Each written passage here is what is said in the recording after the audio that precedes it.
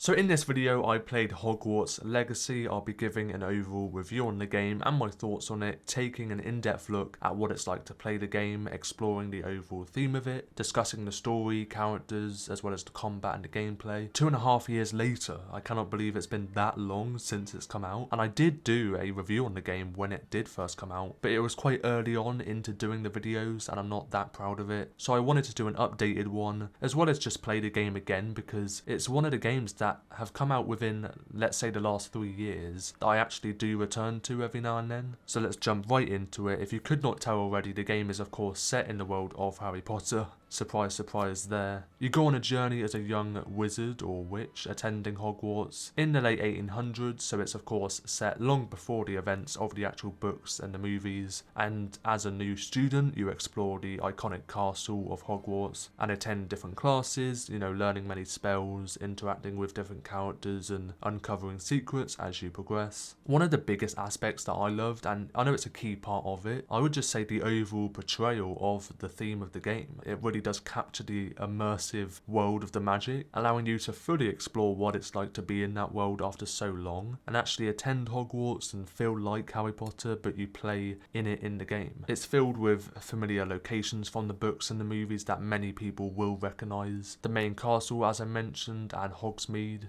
to the hippogriffs and the mandrake. The game does not fail to give us an authentic and rich Harry Potter experience that everyone had been anticipating. When you do start off in the game, you get to create your own character with loads of customization options, so you can make it just like you or just whoever you want. Then you do get to choose your house, or of course let the sorting hat decide for you from the answers you actually give it. For anyone that doesn't know, that being Gryffindor, Ravenclaw, Hufflepuff and Slytherin. Then after that you jump straight into it with gradually exploring the castle as it's intertwined with the story missions. And the game is, as I said, incredibly immersive, and probably my favourite part of the game is capturing the magic of the universe. The detailed and expansive castle of Hogwarts, along with its surrounding grounds as well, it's really brought to life with stunning graphics, the attention to detail as well as the sound effects and just the overall score of the game. You can explore pretty much everything in the whole castle. The iconic locations of the Great Hall, for example, the many classrooms and libraries, and of course the common rooms as well, and you can venture outside to the Forbidden Forest and other areas of the world. It is a massive map to explore, and as I mentioned, when you do choose your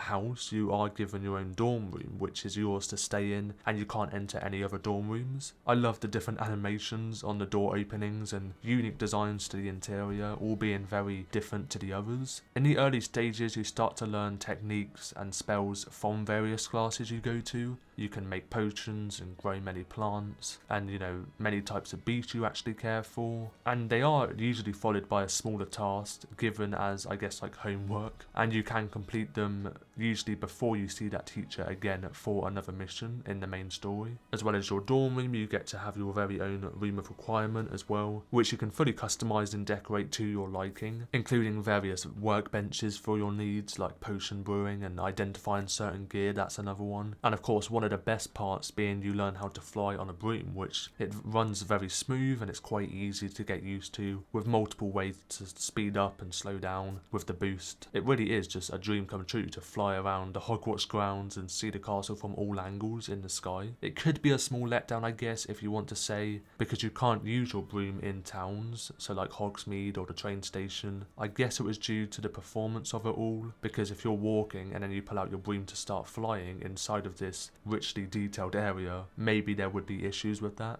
I'm not sure, but that's just one thing. You can do various time trials and fly through various courses around the world, which adds a lot of fun and I guess a challenge. And they are only small activities where I guess someone could get bored after a while. But in terms of the flying mechanics, there isn't really much to complain about for me. And I've played on both keyboard and controller, and they're both great. But anyway, as well as flying on your broom, you can also, as I mentioned, tame beasts, and you can use them as flying or ground mounts. There's a total of 3 in the game, all being very different and unique, with 2 being the hippogriff and I think the grafthorn, I think that's how you pronounce it, which you unlock by completing the main or the trial quests, and then there's one extra one which I think it's available in the deluxe version of the game.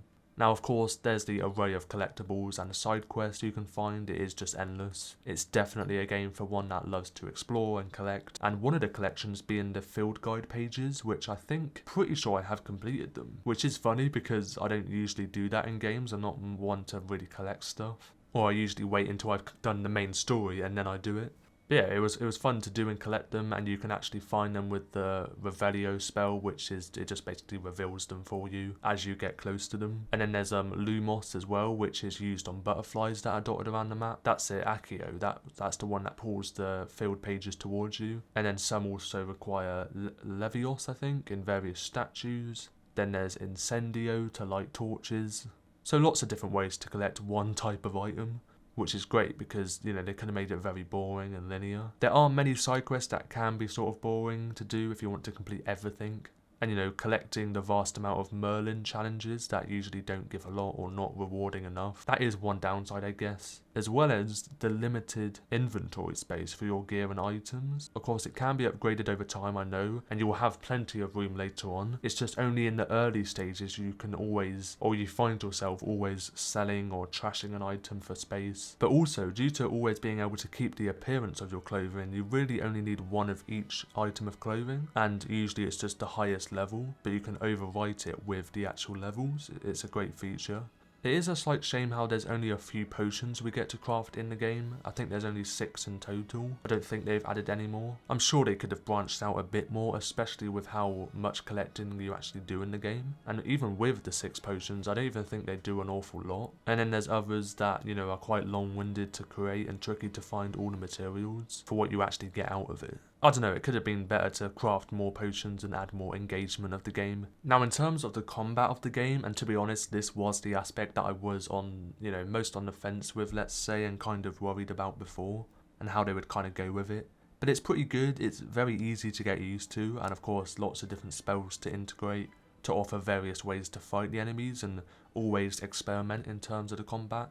Which means it can require a bit of thinking and timing, I guess. And many fights, especially with the boss battles, after a while the combat system could start to feel repetitive and lack a bit of depth. As I mentioned, there's lots of different spells, however, pretty much all of it is just jabbing your opponent one after the other with the same click, with very limited options for strategy and tactics. Especially when your spells are on a cooldown, but you sort of have to try and switch between all the spells in a sequence. It's up to you on how much variety there is in the fighting. And you can integrate objects that it is just one click and it locks onto the enemy and then it launches it at them, but I think it's fine to do. The gameplay also has many similar types of quests as well, just scattered throughout the game. So I mean, some players could find the gameplay, like mechanics, they do sort of lack a bit, and it could just impact the overall enjoyment of the game. It always kind of depends on how many games you've played and which ones, you know, you have played. What I'm saying is some could look into it more than others. A casual player wouldn't, I don't think. It's always great when you do unlock a new spell to always switch it out in your loadout, and there's like multiple different slots you can put them into, so make sure you have like a different one on each one rather than duplicates. And it helps with, you know, combat and puzzle solving, as you don't always have to keep switching in and out different spells. It's fairly easy to navigate. I guess it could become a bit confusing because there's so many different sets to switch through, and in combat it is quite fast paced, so you sort of need it to be smooth. There is more of a variety when it comes to the enemy types as you progress further into the game, of course, and how each one responds to certain attacks, though it may not be anything crazy most of the time. It's just the fact that some spells may do less damage and you have to figure out which ones work the best. But this part of combat could not only be less repetitive, but there's also definitely so many more unique creatures, not only in terms of the enemy design and the appearance, especially with how big and wacky the universe is. I know there's so many more types that they could have added, but also as well as how they respond to your attacks. But overall, I didn't mind the combat and I'm okay with it. Now I do want to talk about another potential letdown, I'm just going to say, which would be how the game overall went fine and smooth. There is a slight inconsistency, I guess, due to the occasional FPS drop, and it may happen more depending on your settings and, you know, what hardware you have. It's only small and it just stutters or freezes for like half a second. It does take away the immersion slightly. It is more common inside the actual castle itself because there's more detail, and if you're running around, I didn't really experience it often, and overall it wasn't that bad. Now let's talk about the story and the narrative. I know some players may like the idea of a student role-playing game and go into class and, you know, making friends, though many others really want the combat and the adventure. Now they have both of these aspects intertwined in the whole game, of course. However, it's throughout it all, it just seems very odd that you go through all the brutal combat missions with many creatures and, you know, dangerous territory, but also as well as the light-hearted side of a school student, and it basically switches back and forth, which just seems a bit weird to me, for the game's narrative at least. You know, some may love the idea of a very chill, you know, potion making class and then suddenly switching to defeating a giant spider. I get that they want to please everyone, but sometimes it doesn't always work in a game, and I definitely wouldn't say it makes the game bad, but it's a very strange mix of gameplay styles. And it's the fact that very early on, you are this person above everyone else already and can take on and defeat pretty much everything, and there's not really much of a build up to that. But then the next mission, you're in a simulation game, and if this was the case of how they wanted to play both sides, which I was okay with, but however, if you're going to do that, it's very opposite play styles, and having it, you know, being very opposing play styles, then you have to go all out with it. Otherwise, it seems so strange like it did. It's definitely landsliding towards the action adventure side and the combat style because of the missions in the various classes being very quick and in a way quite simple, usually just a cutscene and very limited gameplay. You also have a very limited relationship aspect for the player in terms of connecting with students and, you know, interacting with other people in good and bad ways. So with this aspect, it's not very independent. It just forces you to certain characters and who you like and stuff.